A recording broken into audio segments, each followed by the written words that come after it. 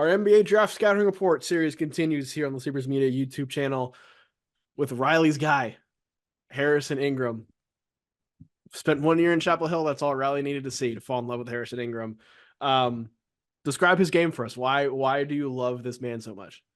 Well, for one, when I talked to him at UNC's media day back in November before the season, I was like, this dude carries himself like a star. I know he's been disappointing so far, but this dude is going to be a star. Had a career year, great interview, great dude in general. I loved him as a college player. I'm a little bit like more skeptical of how he translates to the NBA, but if you look at his career arc so far, before UNC, when he was at Stanford, he functioned as a point wing, operated a lot of pick and roll, had a really high usage rate.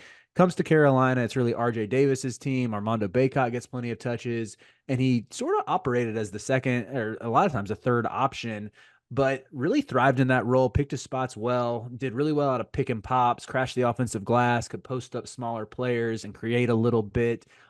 Especially, I think the 3-point shooting was huge. He smashed career highs and made triples and 3-point percentage.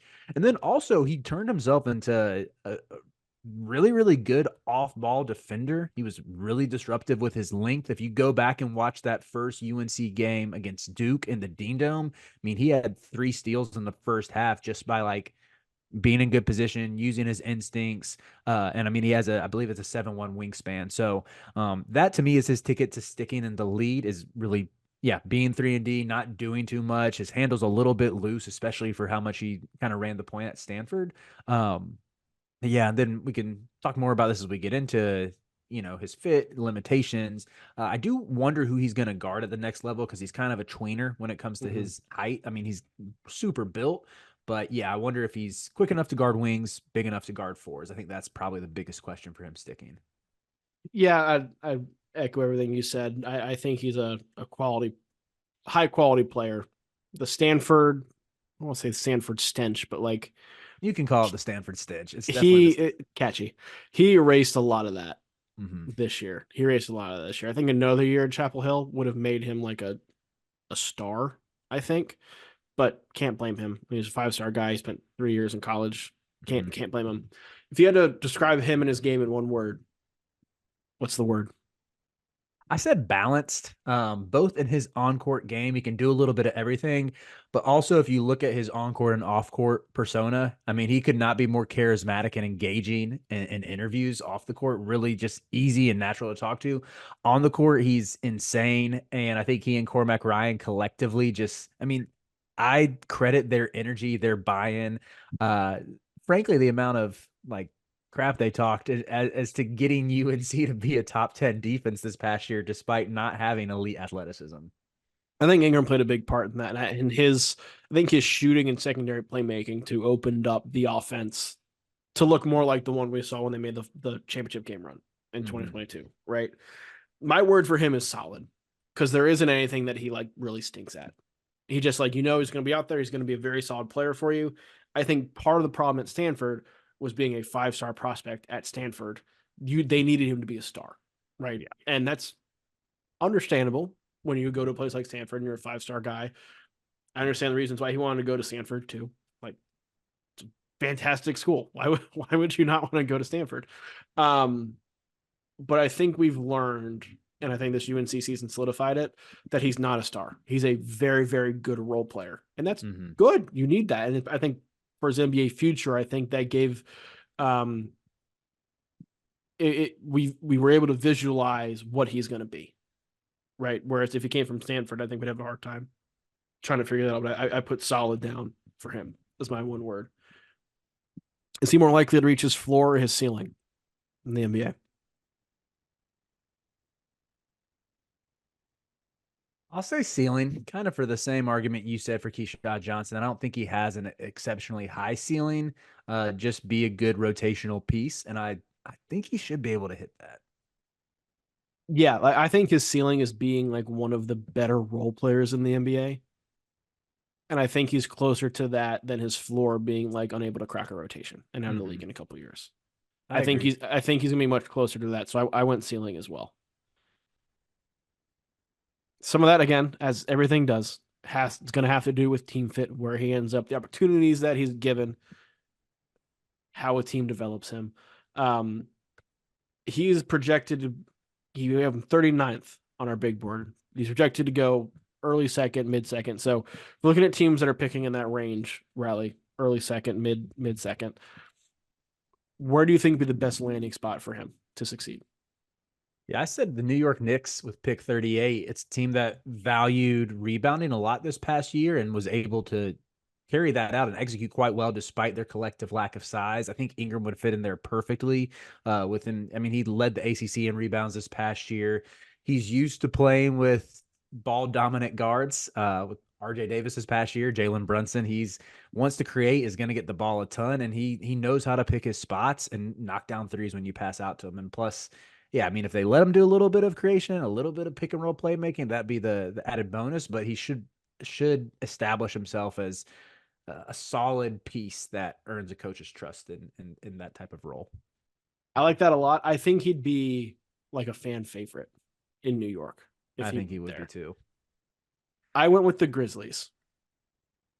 The like Grizzlies have had recently a history of drafting established college players and getting older players and having them play at a high level, kind of plugging and playing. So he fits that for them. We've seen him play next to a ball dominant guard, as you mentioned, Ja Morant. You need a guy who can do that, and I think his secondary playmaking will allow Ja to be more aggressive with his scoring. They also need help on the wing somewhat. Like they didn't really replace Dylan Brooks this year and what he brought, and Ingram has his head on much more straight than Dylan Brooks does, but similar body type. I think you can have similar play styles. He's not going to be Dylan Brooks is not going to be one of my comparisons for him when we get to our player comparison video.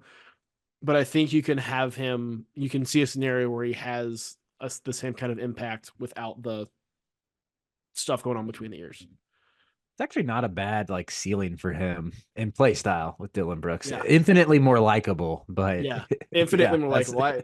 I have another best case comp that I like more than that. I had like 3 pretty good comparisons for him. We will go over all of those in our player comparison video, which is up on the channel. So make sure you like and subscribe and check that out. So we both think he's going to be a pretty solid NBA player. His peak year, his best year in the NBA. What does his stat line look like that year? 8.6 boards, 1 assist. Okay, so you I'll think he'll be good, but like not a major contributor. Maybe he could get to double digits. What's yours? What's your projection for him? I have him at like 11, 4 boards, and 5 assists. 5 assists would be insane. I think his playmaking was huge for UNC. Just basketball IQ standpoint and his passing ability. I think the NBA play style lends itself to him just having more of those, like with how he knows the game. I'm still sticking with my 8 points. That's 5 fine. boards. Yeah. What is this? Yeah. So in 5 years, we have, if you've listened to these before, you know the categories by now, but if this is your first one, we have different categories for where we project players to be in 5 years. They can be all NBA, all stars, starters in the league, bench guys, G leaguers, be playing overseas, or we're hosting a podcast and be out of the league. In 5 years, Riley, he's averaging 8 points and 6 boards. What is he? He's on the bench, but he's also hosting a podcast with me. With you? Yeah, with me. We're doing it. I think he's probably hosting with Theo Pinson. That Theo already has a podcast. I know. I know. I think Harrison slides in there and they host it out like that would be like Jalen Brunson and Josh Hart. That would be such a good podcast. But if this somehow makes it to Harrison, hit my DMs. We can start a podcast tomorrow. I'm ready for it. On Stanford in the Stanford stench. No, I have him as a bench guy as well. He is somebody who I think is going to do podcasting, and I think is very easy to see getting into TV when he's done. Not to spoil what we're going to talk about next, but bench wise, I think I could see him being a good bench player. I think how high on the bench he is, whether he's like 6th or 7th man or not the 10th guy, depends on the team he is on. But I think that he's valuable enough to be on a bench and playing a role in a rotation in 5 years. His yearbook style superlative, we're doing this for all of the top 75 prospects, Harrison Ingram is most likely to what in this draft class? Most likely to chirp at a star after getting a stop or getting a steal. And then maybe getting scored on the next play, but he's going to chirp when he gets that stop. I think he's most likely to be on a TV broadcast, whether it's like an actual broadcast or a studio show or a pregame show, while still playing in the league. Like you have Draymond kind of Uh-huh. doing that. You have Tate McCollum doing that. You see some guys like pop in every now and again. I think Ingram was the most likely guy to be like, my team got eliminated from the playoffs. I'm here on ESPN for the next 2 weeks. Or like, wait, what sport did Draymond pop up doing recently? Wasn't he? Soccer. He Yes. was like he was there for like the Champions League final, and like Joel Embiid was there too. But Embiid is like was supporting one of the teams, I think, and he's you know, I don't know. I I don't. I need Harrison Ingram calling bowling games with John Fanta in like the dead of the summer. That's what I want to see. Oh, that would be so It'd be electric. electric. That It'd be would be electric. so But electric.